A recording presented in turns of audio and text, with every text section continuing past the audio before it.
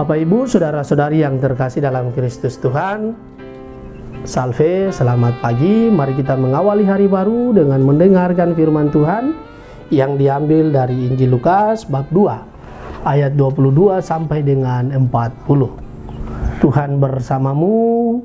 Inilah Injil suci menurut Santo Lukas.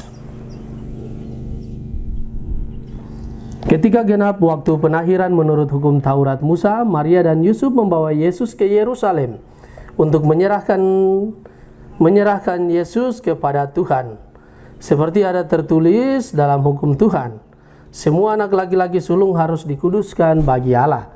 Juga mereka datang untuk mempersembahkan kurban menurut apa yang difirmankan dalam hukum Tuhan, yaitu sepasang burung tekukur atau 2 ekor anak burung merpati. Waktu itu adalah di Yerusalem seorang bernama Simeon. Ia seorang yang benar dan saleh hidupnya, yang menantikan penghiburan bagi Israel. Roh Kudus ada di atasnya, dan kepadanya telah dinyatakan oleh Roh Kudus bahwa ia tidak akan mati sebelum melihat Mesias, yaitu Dia yang diurapi oleh Tuhan.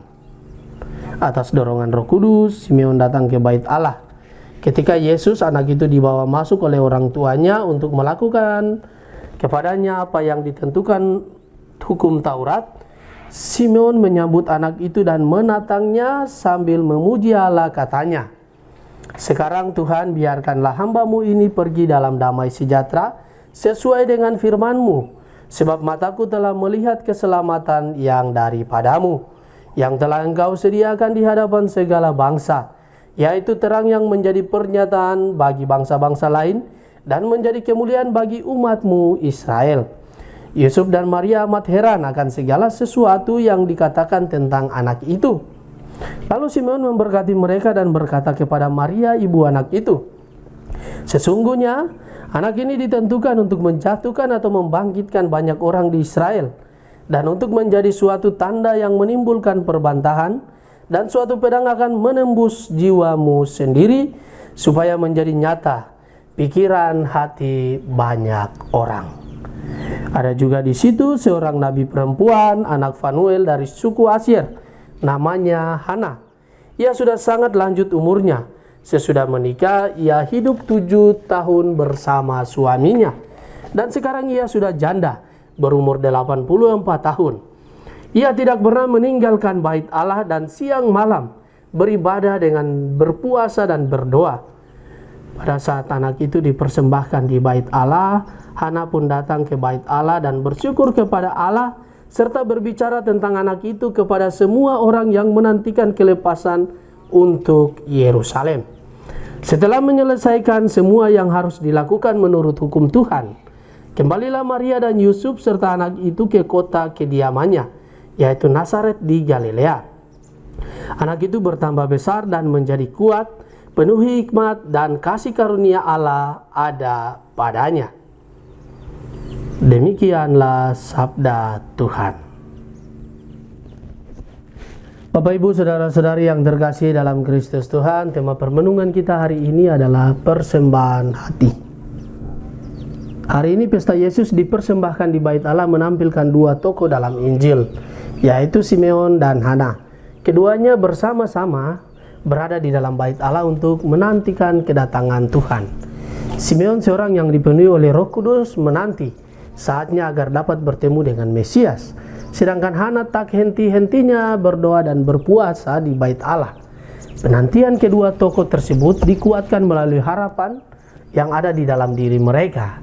Inilah yang menjadi kekuatan mereka untuk bertahan hingga akhirnya harapan keduanya disempurnakan dengan menyaksikan bayi Yesus. Pesta Yesus dipersembahkan di bait Allah mengingatkan kita akan 2 hal. Yang pertama, pusat hidup suatu keluarga adalah Allah.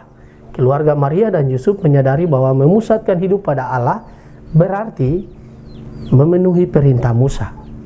Mereka mempersembahkan Yesus di Kenisa. Mereka taat kepada Allah. Mereka mematuhi tradisi leluhur yang baik dan sudah turun-temurun.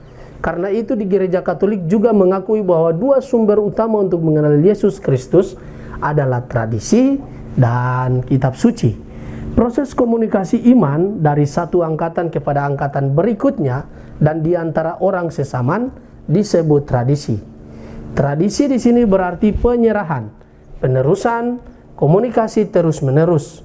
Yang kedua, Yesus adalah pemenuhan janji Allah. 2 orang telah bersaksi tentang Yesus, yaitu Simeon dan Hana. Dalam hukum Yahudi, kesaksian 2 orang sudah memenuhi tuntutan kedatangan bayi Yesus sebagai terang bagi bangsa-bangsa, yang digambarkan seperti api tukang pemurni logam. Sangat menggembirakan hati Simeon dan Hana yang menanti-nantikan kedatangannya dengan berdoa siang malam di Kenisa. Bapak, Ibu, saudara-saudari yang terkasih, ketika Yesus lahir dan dipersembahkan di Bait Allah, Ia tidak lebih istimewa dari anak-anak Israel yang lain. Apalagi Yosef dan Maria hanya pasangan muda yang miskin. Namun Simeon yang sudah lama hidup dalam penantian melihat kedatangan Yesus dan kedua orang tuanya sebagai satu karunia yang sangat istimewa. Yesus yang miskin ini adalah Mesias Agung yang dijanjikan Allah sejak berabad-abad lewat. Bagi Simeon, Yesus adalah bayi yang membawa berkat. Tak ada lagi yang ia perlukan selain menghadap Bapa Surgawi, karena ia telah mengalami sendiri kehadiran Sang Penebus. Kelahiran Yesus bagi umat beriman adalah titik awal pemenuhan janji keselamatan Allah.